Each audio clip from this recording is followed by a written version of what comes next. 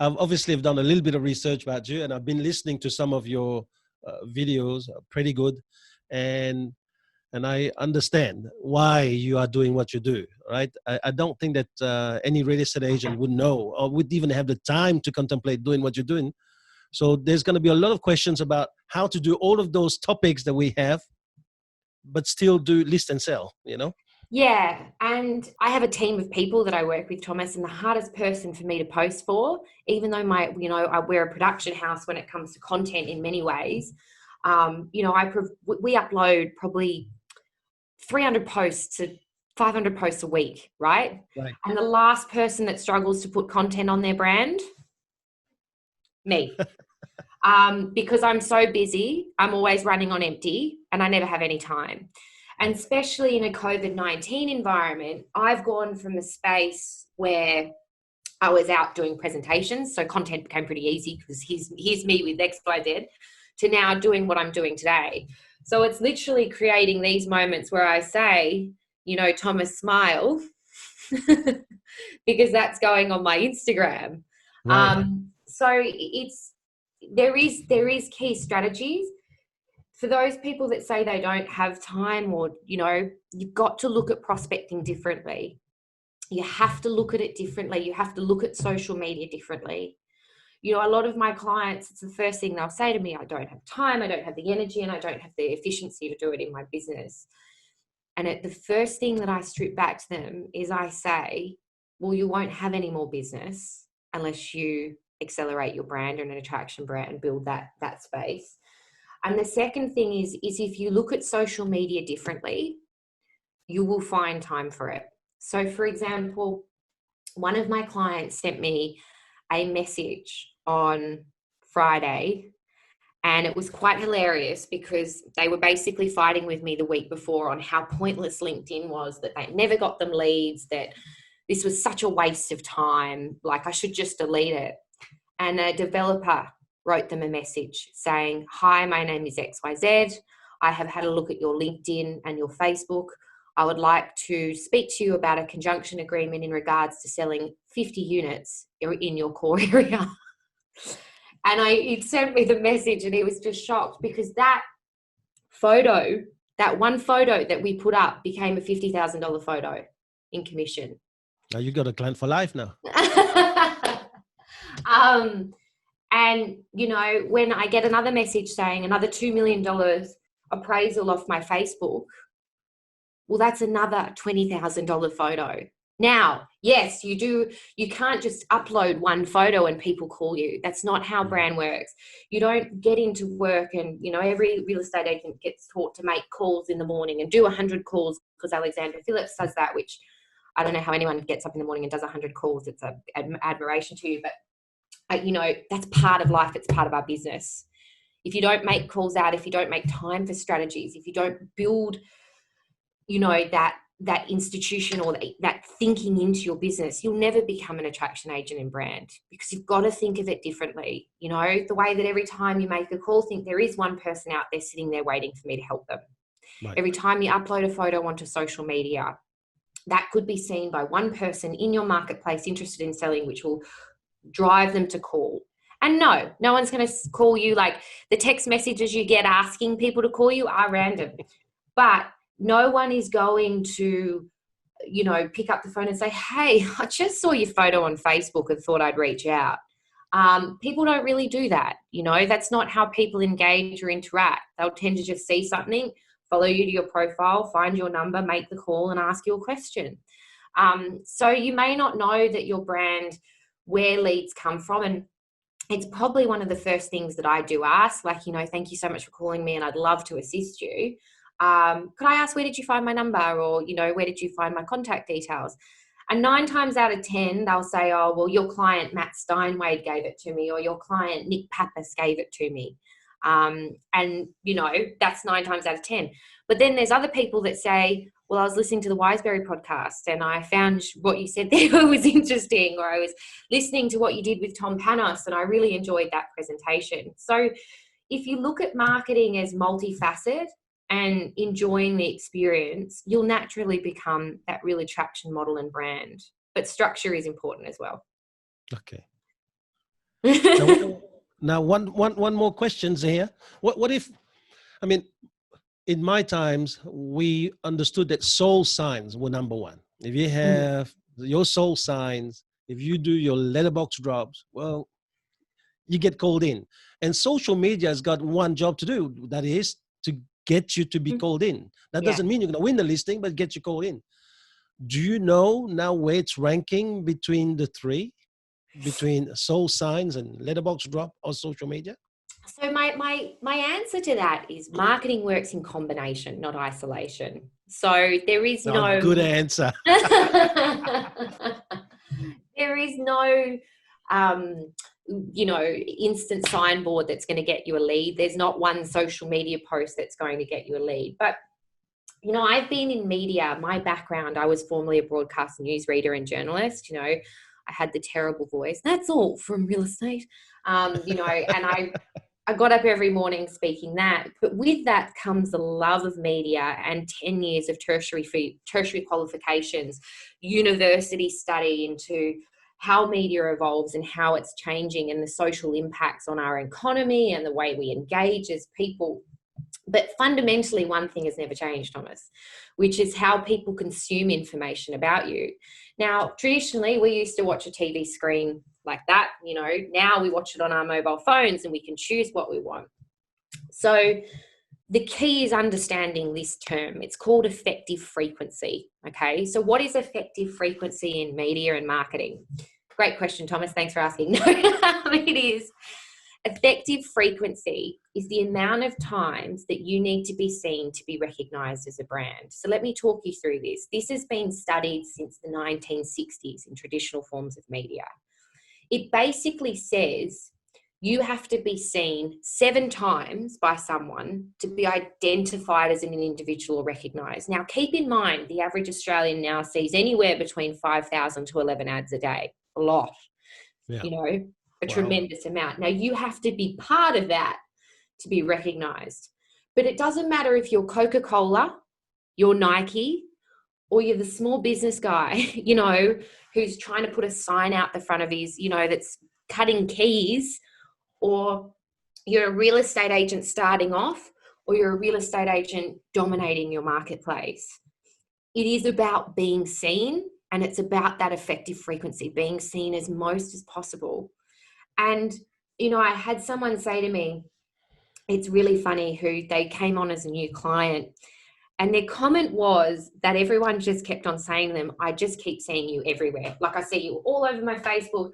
I see you all over my LinkedIn. Like, it's almost annoying, right? And Yep. it was a competitor that was actually saying that to that person, like, I just keep seeing you everywhere. And without missing a beat, 2 months later, 3 months later, he just got naturally busier and busier and busier and busier and busier in his business. So don't break marketing down into the signboard or the social media post or that. Think about, how can you actually be seen in your marketplace? What's going to get you seen more? And create consistency and continuity in that. Because you'll very quickly, people want results in instant gratification. I get that. If I spend $100 on Facebook, where's my lead? Not how that works in marketing. Do something for 3 months at a minimum. Make sure that you've got that process in place for 3 months. You don't pick up your first call when you make out a prospecting call and say, oh, hey, did you want to sell your home? Oh, fantastic. I'll just pop over. That doesn't happen. And it doesn't happen like that in marketing or social media. You have to create that consistency. So if you're going to commit yourself to social media, focus on this. The number one is, a story a day keeps me away, right? Is Oh, what I that's say good, to man. my clients. So social media, you now have 2 ways of posting. You can post in the little round circle at the top, or you can post in your newsfeed. Focus on posting between 2 to 3 times a week in your newsfeed, and up between 1 to 6 times in your stories. And write this down: a story a day keeps me away. Good line. And, Recorded. All recorded. and then fundamentally, do an assessment every 3 months and start to have a look at where you're fueling attraction in your business, where you think your leads are coming from. Don't be afraid to ask people, where did you see me? Or, could I ask who I recommended? I love giving people a gift card if they've recommended me. Encourage people to use your name, encourage people, and really understand the power, Thomas, of somebody else saying you're great. Understand the power of social proof in this world online, and understand the rationing that when people are going through one of the most stressful times of their life, which is selling their home, they want to work with an agent who is experienced. In fact, if you do have a pen and paper and you are writing this down, the first thing that people look for in an agent is, can I trust you? That is the first question they ask themselves. So how have you built trust within your business? Is it online reviews? Have you got people to rave about you? Do you have testimonials in your listing presentations? Do you have testimonials in your pre-list kits? Do you make sure that you have testimonial videos? Are you using online sites and portals like Rate My Agent or realestate.com.au? And make sure you have a review within 3 months, because trust in our industry is a major issue. And I hate saying that, but it is. It is. Real estate agents have always been, sales come, and we constantly rank high in those. The second thing is understanding that a person who is selling their home wants the best price. Fundamentally, they want the best process, the easiest Absolutely. process, and the best price. Don't always assume it is the best price. Your first question in any listing presentation should be, what is most important to you during this process to ensure I get it right? But 9 times out of 10, they'll say price. Yep.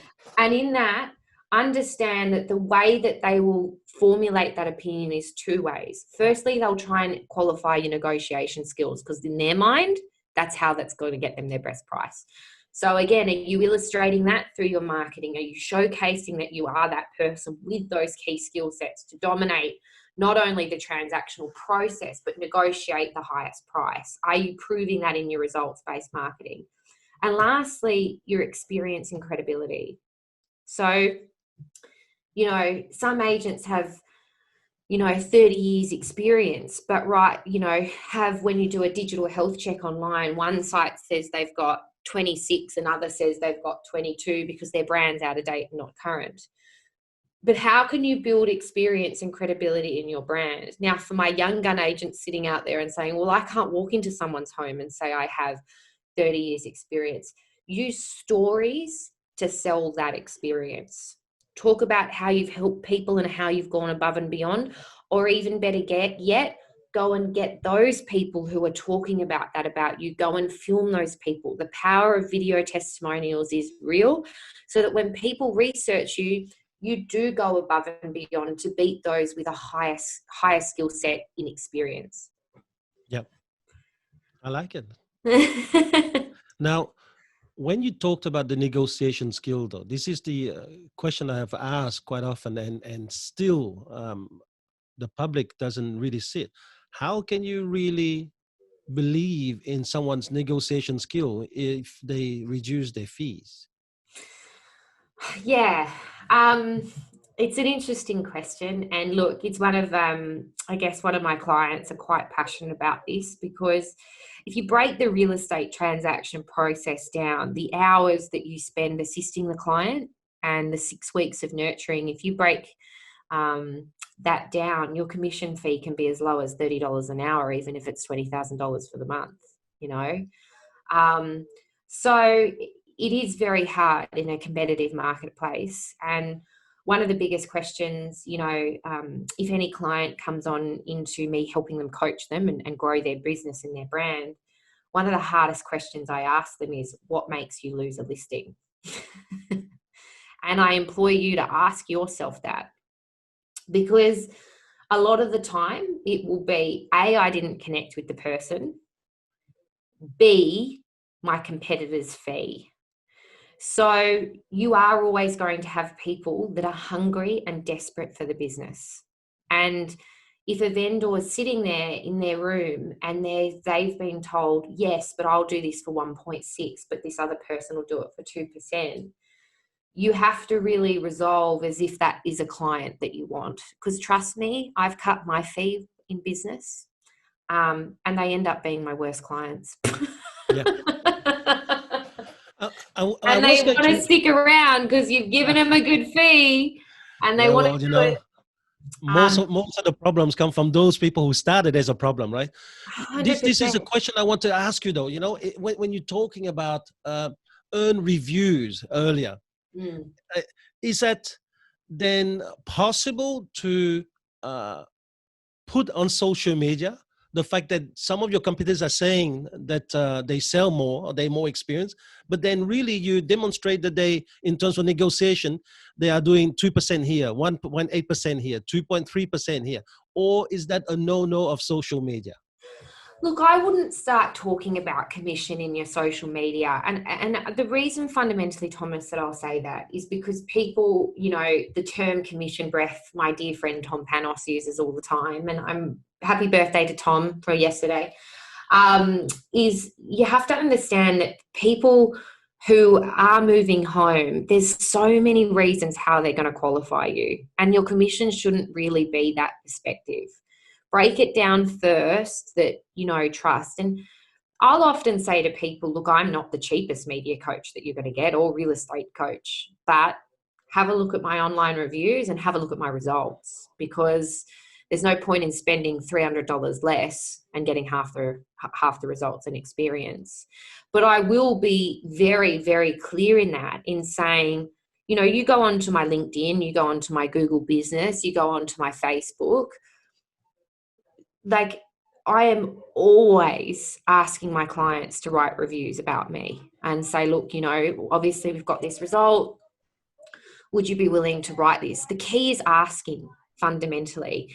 The second thing is with reviews, there's nothing really more powerful than a video testimonial. And I'll be really honest with this, Thomas. I have to be careful that I don't put out too many reviews, because otherwise I get too many calls and I can't keep up with the frequency.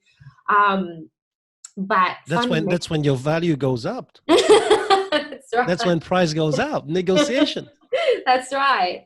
But if you are sitting in front of someone and you want to get a review for them, you can shape that conversation. So the biggest problem that agents have is they walk into someone's living room and they say, would you write me a review? And that person will say yes. So then they walk off and they go and send them an email. Well, 9 times out of 10, that email that you have is going to somebody's personal email account, which is filled with junk and spam, because we have to sign up to here, there, and everywhere just to be able to buy a pair of underpants today. So you're going to be funneled into this mixed, sack of, write me a review, and five days later it's forgotten. So I want to be really clear on your process around asking for reviews. And your process for asking for reviews should always be, call them first and condition them. So, hi, it's Imogen Callister calling. I just wanted to thank you so much to help you during what has been obviously quite a difficult situation with you moving home. And I'm so thankful that I got to help you through that process. And I just wanted to, I pride myself on my customer service. I just wanted to check that you were happy with the results, or you'll know that conversation will be probably a little bit more fluid. And then you'll say, look, a lot of people actually qualify their opinion of me, or before choosing me as an agent, they look at reviews online. And then they'll say, oh, okay, yeah, no problem. I got no problem giving you a review. But you don't stop there, because this is where agents stop and then they just whack them a review. Then you say, well, look, there's a number of different portals, because, everyone's online and digital now. So did you have a Gmail address? No, I didn't. Well, don't then send them a Google review. Did you have a realestate.com.au account, or are you willing to give your mobile for realestate.com? It's a really easy process. That's all you got to do. Yeah, no problem. No, I don't like realestate.com. They're not a great. Don't send them a realestate.com to review. Would you do it online for Rate My Agent? Well, then send them that, and only send them 2, right? Because if you try and send them all these without qualifying them, sometimes you'll end up with nothing because of that results. And lastly, you can ask them for a video testimonial out of all of that if you're standing in front of them. But where, again, agents go wrong is they pick up their camera, they get the vendor looking right down the barrel and go, tell me how great I am. And the vendor goes, the experience was really good. I think Thomas is a really nice person. And you end up with what feels artificial, not right, fake. So go home tonight and watch the news, okay? And when you watch the news, you'll realize nobody talks down the barrel of the camera. You watch Big Brother, nobody talks down the barrel of the camera unless they're talking to Big Brother, right? So watch the people, it's what's called traversing camera skills. People, this is like, and obviously you can see me now, Thomas, but people listening to this podcast, don't look down the barrel of the camera, center yourself off camera. So it's almost like a triangle. So you're looking at the triangle and that point then points back to them. And what they'll be looking off camera, and ask them questions. Come up with 3 questions that you're going to ask them. So you could say, you know, did my sales process exceed your expectations? And you can always repeat the question back, you know, what are they going to spit out? Oh, you know, Thomas's sales process totally exceeded my expectations and he got a fantastic result. Were you pleased with not only the way that we managed the sale of the property, but also the price we achieved well over expected reserve? What are they going to spit out? Exactly the words you've given them. Would you say I'm the most trustworthy agent? Yes, I would. Then don't be afraid to go, that was really good. Do you mind if we do it again?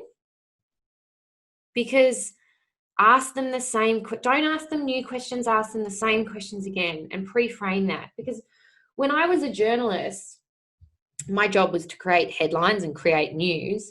And I had an angle and a story I wanted to portray. Every journalist does. So I would ask them the same questions until I got them to answer the way I wanted.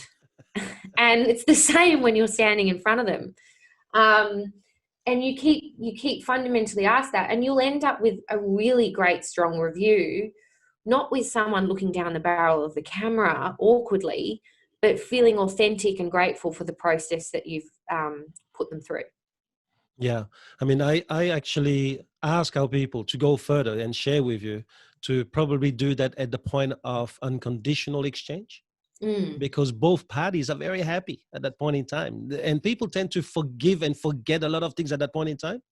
The second thing is you turn up and congratulate them with a bottle of champagne. So everyone's got a bit of bubbly before the video starts. And it's always funny. And I agree with you. We should not just have one take. I believe in let the camera roll and re-ask that question if you have to, you know, and yes, feed it. 100%. And don't be afraid to then break that review up, you know, come up with something quirky, name me in one word, get that review, blend it together. There's so many different editing technologies out there now, you know. How would you describe Thomas in one word? And people will come up with creative, wonderful and weird things about you, but make people laugh, make people inspire on social media. And the more creative you get, the better results you're going to get. But with online reviews now, they are powerful, but there is nothing more powerful than someone saying, you know, via video testimonial. And trust me, this is a hard stat. You know, real estate portals or, you know, the major players in Australia constantly breach on about how many times people are on their site. And, you know, I think realestate.com.au and Domain have both had record months in the last couple of months with everyone in isolation, because we are a nation obsessed with property. One of the highest performing shows that we have is The Block and House Rules, and people really are obsessed with real estate in our country, which leaves you so much opportunity to maximize and grow your brand. Just get really creative with it. Yeah. I know we're going a little bit everywhere, all right? But I think that, you know, you have a lot of it. There's a lot of information Sorry, Thomas, about what you're doing already. Sorry, I'll just get you to ask that question again. My gardeners have just decided to come over. Sorry, guys. That's all right. I mean, I know that there's quite a bit of information already available about what you're doing. And so I know we're going a little bit everywhere, but maybe that will be something that would show that we're a little bit more in the moment. Someone has asked me to ask you, when is the best time to post on social media, such as, for example, Facebook or Insta? Is there a better time? Um, Look, I used to get really obsessed with that because obviously I want the maximum results for my clients. Peak times would probably include in the morning and the evening, or when people are on transport. But if the content's good, it doesn't really matter. People, if you think about your own behavior and when you're on your mobile phone, it's pretty much constantly now. We're on social media when we're watching TV at home. So I would probably say late at night is a great time to post. But try not to get too obsessed with it, because there really is no method to that madness, and people are consuming so much social media these days. No, don't stress too much about the timing. Yeah. And so when you talk about content, what I know that you hate the just sold and just listed, right? Yeah. Well, you can do just listed and just sold content, but the problem is we do it all the time. Yeah. And what we end up with is just listed, just sold, listed, just sold, just listed, just sold, just listed, just sold. And people kind of go, well, boring, like I'm not on there. So you have to have different values of content. And maybe, Thomas, that's a whole separate podcast, but you have to look at what value you can provide people on Instagram. Like, what's the biggest mistake people make when moving properties? The top tips for styling, how to clean your oven. Did you know how buyers look in your oven? Really get quirky, weird, and wonderful. Oh, really? Then share your results, share your video testimonials, then share people raving about how great you are, or a smiling signboard shot doing something weird and wonderful, and start to have a look at different kind of pillars of content in your brand, which is a really deep topic. And maybe we can do another podcast around that, because I'm sure people have probably getting sick of hearing my voice. But you talk very highly about in the moment content. Yeah. So in the moment content is stories. So if you have a think about how we've consumed media in the last 2 years, it's really changed. So our thumbs used to just literally go in a motion of that. And in fact, we became on this highway environment where we just scrolling up, scrolling up, scrolling up. And Facebook actually went into crisis. They, for the very first time, were beginning to lose engagement and consumership on their platform. So last year, Mark Zuckerberg took to the stage and he talked on a couple of things. He talked on interoperability, reduce impermanence in his platforms, and increase in security and encryption. What the hell does that mean? It means what we are going to do is reduce the amount of time that people are on, that their posts stay. Because there's two reasons why people don't post. One, they care about too much about the way they look. And two, that it'll come back and bite them at a later date. So what Mark Zuckerberg did was get rid of that problem by producing content that only lasted 24 hours. And if you look at your own behavior, you will sit more in stories than you do in the newsfeed. And you'll get higher engagement and reactions and conversations from them. So as a real estate agent, in the moment content, what would that be? Well, just plan your daily life. Show your daily life. That saying can be goodbye to your children when you go to work. Is that in the moment content? So Drew Davies is probably Australia's most followed real estate agent on Instagram, where in the moment content probably has the highest fueling and channel. So go and follow Drew, or you can listen to my own podcast that I did with Drew. Drew does a great job of balancing what is his life and his family. He's very cute children that I must admit are just adorable. But, from his kids getting up in the morning talking about the garbage trucks, to then Drew starting his day with his first appraisal, to then someone saying how great Drew is, then to, visiting a local cafe, then to back into listing and selling, and then at home with his family again. You've got to remember, there's a reason why Big Brother exists and the shows come back on our TV screens. It's because we're a bunch of creeps and we like watching other people. But fundamentally, that is true. Or you play with a monkey on TikTok. That's right. Well, Drew, I love Drew. He's such a good client. He's such a good human. He was one of the first people to get on TikTok. And I remember I did an interview and somebody asked me, oh, you know, is TikTok any relevant for an agent's brand? And I went on to say, well, I don't believe so at this stage. It seems to be, you know, more of a video platform and a younger generation. And then Drew decided to go off the next day and get like 8 million views on one of his videos. And I was like, so I had to backtrack on that. Any platform is good as long as you can get the eyeballs on it. Right. So apparently TikTok is Chinese though. Yeah. So fundamentally, TikTok is moving rapidly. The fastest growing platforms in Australia currently are Snapchat and TikTok. And that's because of the millennials coming through. It's the same, if anyone's out there that's part of my generation when we used to use like MSN to hide from our parents.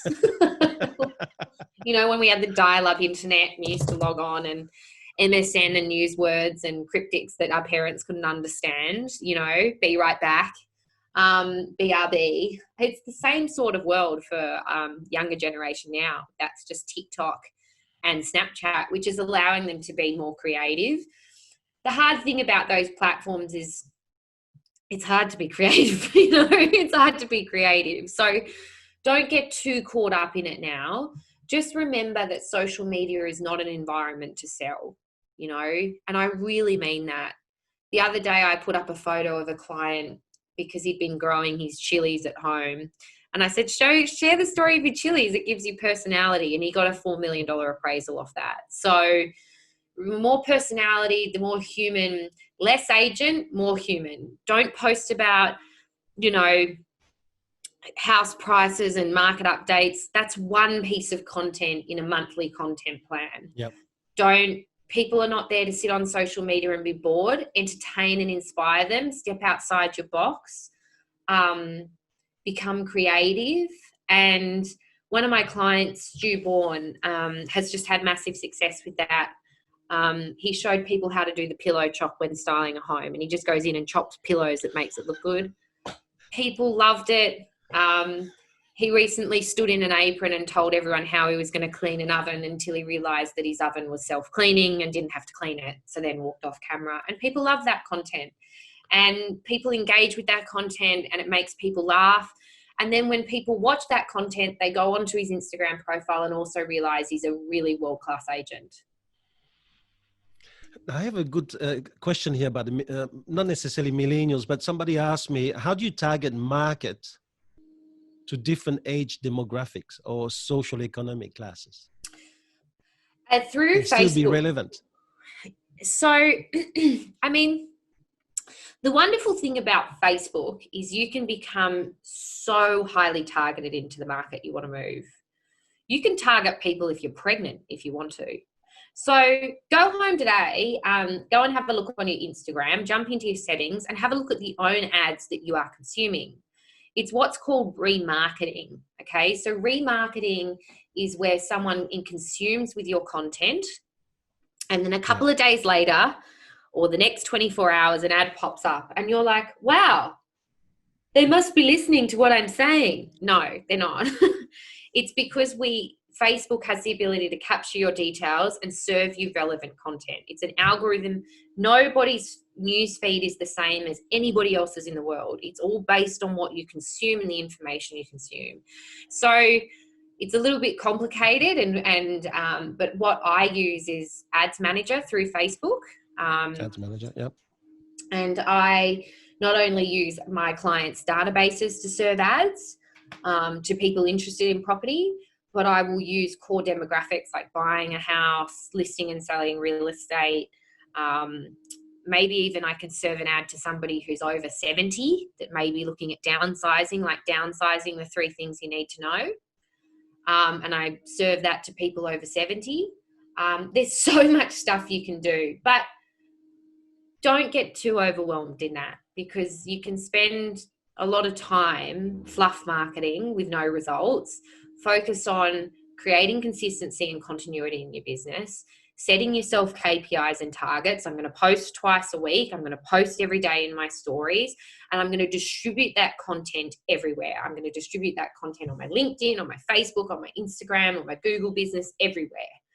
And then look at setting a budget every month for how much you can spend. So a healthy budget is anywhere between $400 and $5,000. That's for the individual. Yeah, absolutely. What about a business? Look, when people ask me this question, how much money I should spend on ads, I say, how much money do you have? The more money you spend, the better it's going to be. But try not to put $10 boosts behind things, because it's kind of a great way for Facebook to take your money. Workshopping on getting the content really good. And a reminder, the content that you think is good, like the smiling signboard and that sort of thing, like, just remember, nobody wants to see that. They want to see entertainment, information, and value. So focus what you think you might not boost, which you'd be like, oh, it's just a photo of me. Maybe focus on boosting that, step outside your boundaries. And remember, if content starts running well and it's starting to serve well, look how many times it's reaching an audience. Put more money behind that than anything else. And, set a good $50 to $200 budget, because you can still get results with $50, but remember, $10 is $5 is like a cup of coffee. It's not going to go far. So if I was a brand new person now, trying to really brand myself, what would be the vehicles that you would say I should use and then focus my attention? Facebook obviously is one of them. I hear from your talks that Google is very big for you to work. So you have but two we don't have the time to use everything, though. That's a problem. Well, you have two types of brands as an agent. You have what's called your passive brand, and then you have what's called an active brand. So your passive brand is what people can find out about you on Google. So the very first thing you should do is start to type your name into Google and work on what people can find. Even my top performers, I type their name into Google and stuff that just shouldn't be on there. That is the place that you have to start. And then workshop everything that you can for free. So understanding that getting a LinkedIn profile and sharing content on there is actually free. Getting an Instagram profile and sharing content on there is actually free. But try and set a healthy budget for you to boost and market yourself, because 97% of all Facebook's revenue comes through advertising. Advertising, yep. That's how Facebook makes its money. That's how realestate.com.au make money. It's how every digital company makes money, by asking for you to pay for ads or putting ads on their platform. So start off with the free, get your brand really refined. And, if you get really stuck, look for advice. It's okay if you say, I just need someone to guide me in the right direction. I do a lot of one-on-one coaching sessions with clients because I can't do complete brand management for every agent out there, but I have 100 clients that call me every month. I check in, I do an hour session with them, and we workshop their digital growth plan for the next couple of months, for the next month, what they're going to work on, what content they're going to produce, how many calls they're going to do. We set targets and make sure the next session we check in that we've met them, or what's causing them to fail. Because remember, you can set a target, and it's really important, because as a real estate agent, people say, I want to be $1 million agent. You've got to set a target first. Small wins create big results. If you don't have those small wins and action day plans, I use tools like Monday or Trello to ensure my team achieve results, or that we're growing every week, or, it's got to be the same as you. Like, how many calls do you want to make a day? People say 100. Well, that's often hard for a lot of agents to achieve. So maybe make it 40 connections and make sure you achieve it. And you're going to fall off the bandwagon. Some days are going to be crap, but make up for it the next day and make 60 connections. Same with your social media. Put out 3 posts a week, posting your stories every day. Oh, fell off the bag. And that week, bring it back. Work on what you ideally want to achieve. Because I'm telling you, there's not one agent that I have worked with that is a successful, and I have so much humility in that I get to wake up and work with a lot of those people and that they trust me with their business. But I can tell you every single one of them has that system and structure to get results, because otherwise you don't know what success looks like. And So any agents who's really wanting to work with you right now, how much would that cost them to work with you? Oh, look, I do lots of different packages because one doesn't really suit all. So a digital health check-in every month is $495. That's my starting package that I work with agents every month. So when you do the digital check, what do you do? You just see whether the reviews are right and whether the names come up on some of these. Every agent's different. One size doesn't fit all. So it's an hour session with me. I do a digital health check prior to the session and show the agent where they're currently, falling down a bit. My last one, I found a photo of an agent in a bra, which was pretty funny. Top rider too, pretty funny.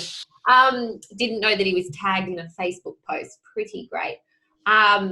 But I have a look at what's serving, and then I say, okay, well, this is what we're going to work on for the next month, and this is the right, and I'll give them the tools and the systems to do that. I then have agents that are on my complete brand management, which is all the way up to $3,600 a month, where we work every day in me and their business, overhauling their systems, working on their brand, producing content. Matt Steinway, Broccoli, obviously reports to me, and we produce content every day. Nick Pappas is another incredible agent, number one in the Century 20 global network, actually across the world. And we work every week on creating great content to the brand, coming up with creative marketing concepts, and ensuring the team is working in harmony. But so there's a range of packages that I work with agents. I also have a great team of media professionals around me. So whether it's my designer or my assistant or, my video editor or my film crews, my drone drivers, whatever it is that can help agents achieve marketing goals, that I can help agents tap into. So would you say now then a good agent should really have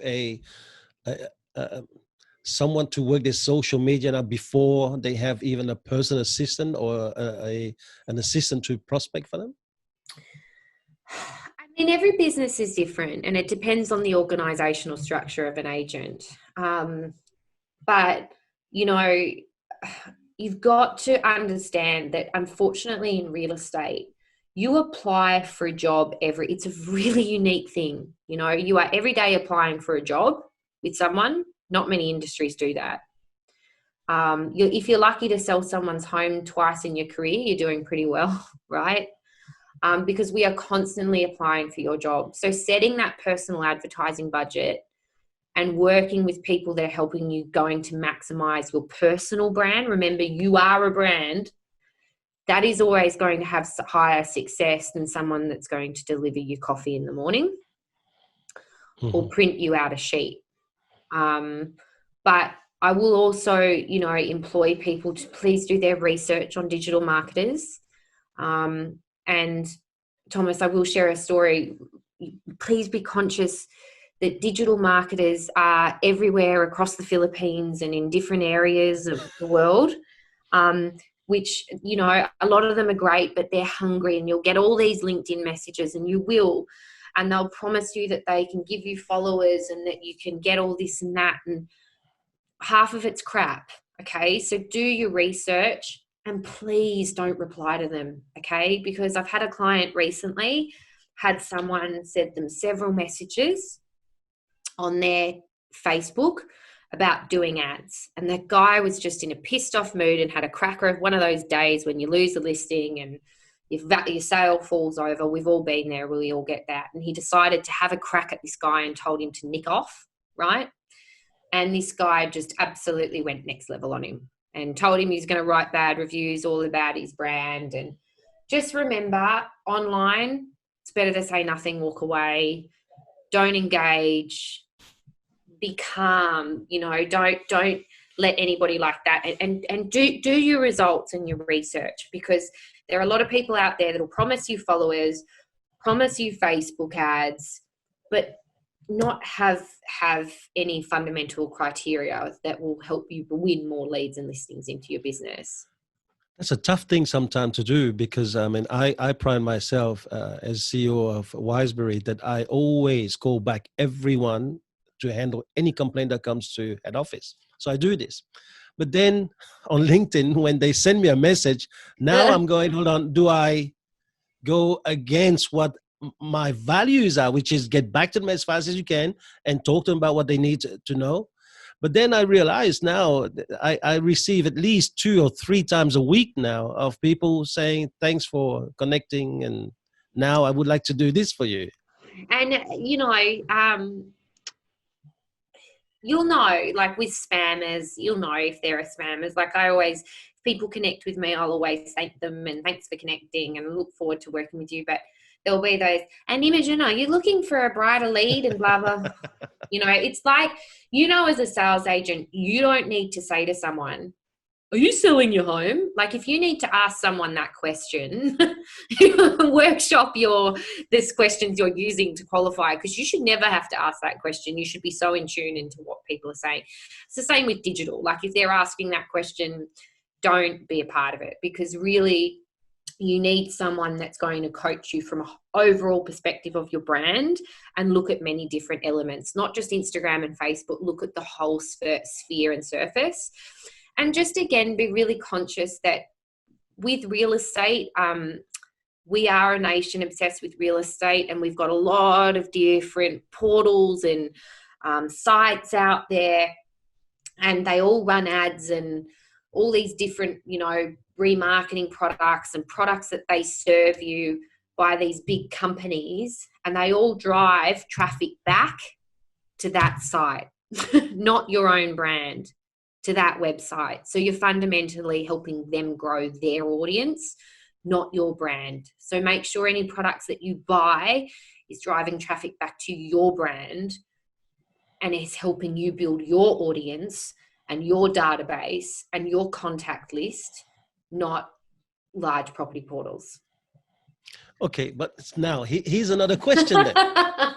You have a business that runs, let's say, 4 or 5 real estate agents. Yes. The business is going on, well, I'm going to build my own business in Gorokan.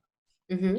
But then they have their people running not ABC real estate in Gorokan, but now it's going to be John Smith Gorokan real estate, right? Mm. It's a little bit difficult for a business owner to say, hold on, I employ you. You're really talking about clients that while you're working here. Why do you put that on something that is almost your own kind of branding, not the office?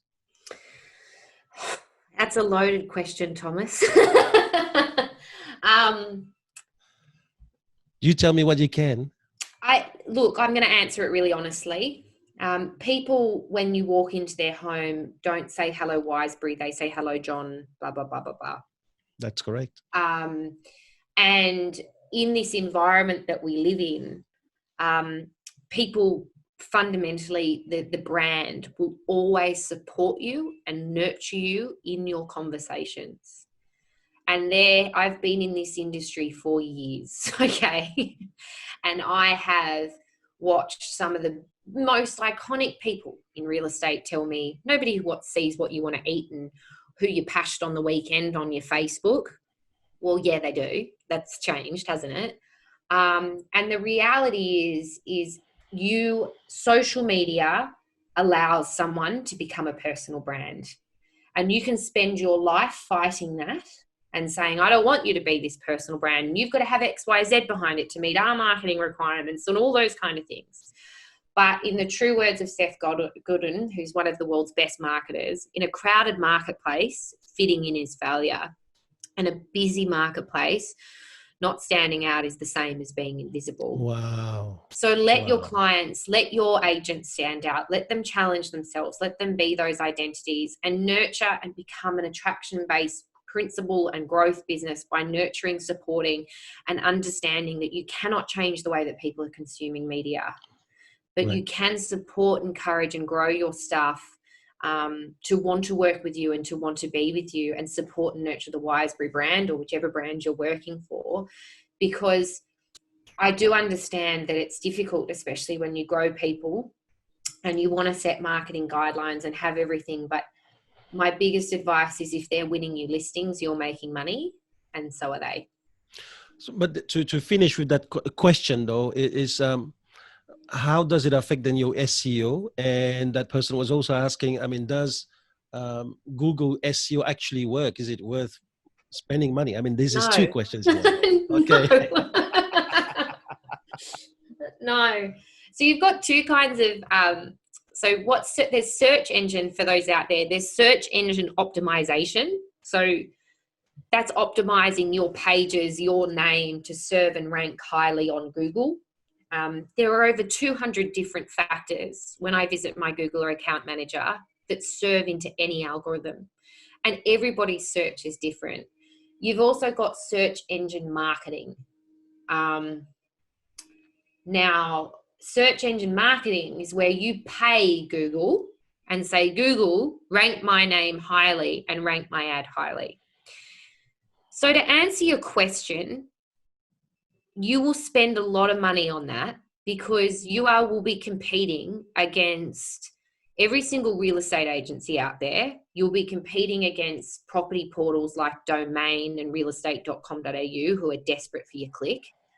You'll be competing against sites like Rate My Agent or Homely, who are all in this bidding war to have the name real estate agent and that suburb pop up, because that then drives traffic to their brand.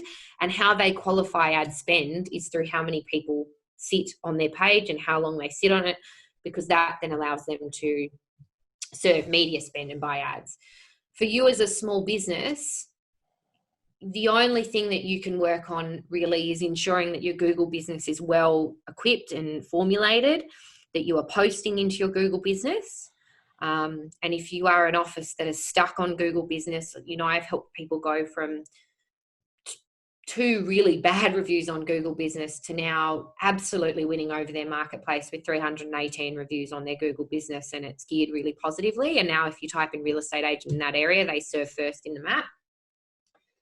But focus less on spending money and getting my name serving, because unfortunately with the competitive environment you are wasting a lot of time and energy on that. And remember, those property portals and sites are mega $1 million companies, some of the highest on our Australian stock list. And you as a small business with love, your $50 click ain't going to go far compared to theirs with love. Right. Yeah. Now, this is more a personal question of mine.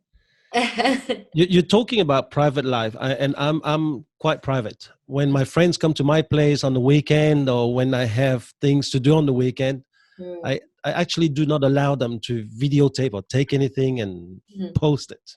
Yeah.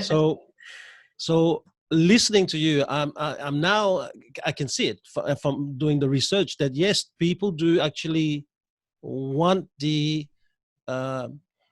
big brother kind of thing. But on the other hand, what about jealousy, or when people see your lifestyle, or when they see what you do, and can that backfire on what you do with your clients, for example? So you're human first and your agent second on social media. I would implore you to write those words down and make sure that you are that. Nobody wants to follow a brand. They want to follow a person. Thomas, if I upload a photo of my husband onto my own Instagram, it gets the most amount of likes, shares, interest, engagement, comments ever. And it's all because, you know, I don't particularly love saying, here's my nuts and bolts. Like, I'm a human. I have bad days. I have sad days. You go through personal grief, but I truly believe sometimes me sharing that side of my audience and following and saying, you know, you don't want to go over the top, but, you know, I talk about women in business and the 6 ingredients overcoming challenges, or, you know, fundamentally just the pain of having to wear heels. You know, people sympathize with their own sort of thing. It is hard. And look, I've had people make comments about some of my clients, and you shouldn't share your children on social media, and that's your own personal opinion and your preference, and that's not probably something for me to critique on. But if you try to become a person that's artificial, is all about business, spamming your audience with content around listing and selling property, nobody's going to connect with you. People want to connect with real, authentic beings. And in fact, if your photo doesn't have a human in it, don't share it, because nobody wants to see a photo of a property on social media. Stand in the photo and see the difference in engagement. You have to remember, Facebook has one mission: to connect people. So that's its goal. That will always be its goal, and make money. But I thought it was controlling the world, all right, connect. Okay. That is its goal. That is its mission. That's fundamentally Mark Zuckerberg's mission. When he was at uni. Yes. And then he changed. That's right. That's right. And if you just have a look at your own behavior on social and what you react to and what you enjoy, then it's okay to be different. It's okay to be, step outside the box of fundamentally what you thought is okay, or showing that side of you as an agent. Now, I will touch on the last sentence that you said there around luxury lifestyle and branding. Research shows that you driving around in fancy cars, rocking around with your commission breath, showing off your luxury lifestyle, people aren't a huge fan of. And I'll tell you why people see that as Instagram branding, because that pretty well does exist. But, you've got to look at those key influencers in those spaces, and they would include someone like Drew Davies or Gavin Rubinstein. They work in prestige markets in the most expensive suburbs in Sydney, and them rocking around in a $12 million Lamborghini and Range Rover and car probably appeals to that marketplace. Personally, I like seeing it, but that's not going to work for me if I live in Blackdown or Penrith or out in the suburbs. In fact, people won't like that type of marketing, and be very careful on the whole, I'm the biggest success person ever, because that should be, get passionate about what you do, show that you care, and that will change the way that people see you. Oh, wow. Okay.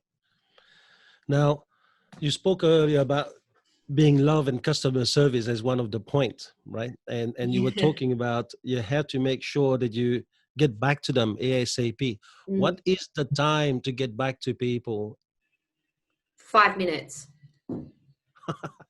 Okay. People go, when I say that, they're like, what? So research shows if you get back to people under 3 minutes, they believe it's a robot. If you get back to them over 5 minutes, they're already inconvenienced, which is hard. It is really hard. And it's not possible, to be honest with you, right? But is there ways that you can put something into your business to make that happen when an inquiry comes in? Have you got times blocked out to make sure that, if you're a standalone agent, that you are checking your inquiries and getting back to people every hour? Have you got that 15-minute time spot between appointments to make sure you get back to people? Because I know how hard it is myself. And I sometimes get, I'll be on this podcast, Thomas, I can't tell you how many people have already messaged me while I've been sitting here, right?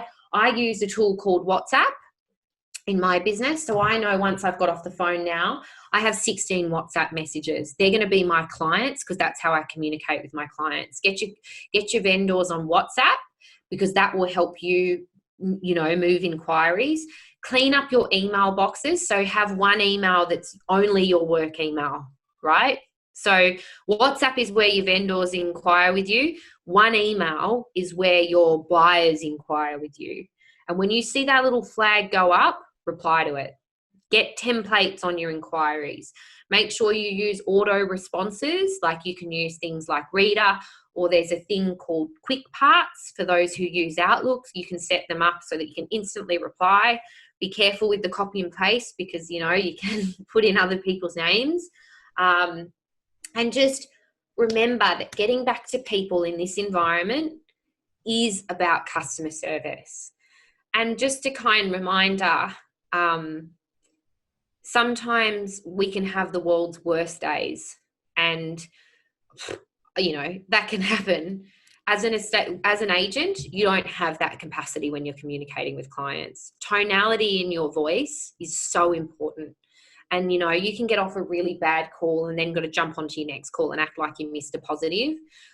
One of the biggest things that I learned as a radio journalist is if you smile when you talk, it's really hard to sound negative. Absolutely. Now you're doing sales. That's good. So if you want to master that art, like if I'm reading a bad news story, I'll be sad about it. And, you know, 5 people remain in a serious condition, you know, and that's how you read the story. But if I smile, 5 people remain in a serious condition, that doesn't work. So just make sure when you're responding to people to take a breath, pick up the phone, make the call and smile, because that first engagement and that first reaction, a lot of my clients always say to me, you know what, I love working with you, Amy. And I say, why? And they say, you're always so happy. And I'm kind of like, no, some days I'm really having a shit day, but I'm just really happy when I'm on the phone to you, you know? And that's amazing. You have to be that person, because you have to carry that energy and you have to show that you love your job. That is your brand. That's it. That is your brand, consistency, right? Which is probably, I'm sorry, you were saying? Which is probably one of the things I'll you know, wrap on, Thomas, is that people ask me all the time, what is your personal brand? And it is exactly what you want people to say when you're not in the living room, when you are not present with them. That is your personal brand. For me, I want it to be, she's sassy, she's passionate, she's really funny, but she really knows what she's talking about. Like, she's really, like, she'll tell you crazy stories, but she really knows what she's talking about. And that's my brand. And that's what I want to produce through the Media Coach. So I ask you as an agent, what do you want to be known for? Because everyone says, oh, I want to be passionate and trustworthy and all these things, which I get it. But what is it that you want people to say about you when you're not there? Wow. Well, one thing you've done for sure in the last hour, you have changed my ways of looking at social media for sure. Remember, Thomas, it could be a $20,000 photo that you upload tomorrow. You could recruit 20 agents by one photo. You just never know. Well, Imogen Callister, thank you so much for your time. And I hope we'll get to meet after this COVID-19, because I think you've got a lot to share and give to this industry. I thank you so much for your time today. Thank you. It's been an absolute pleasure joining you, and have a wonderful day, everyone. I'll speak to you soon. Thank you so much. Bye, Thomas. Bye-bye.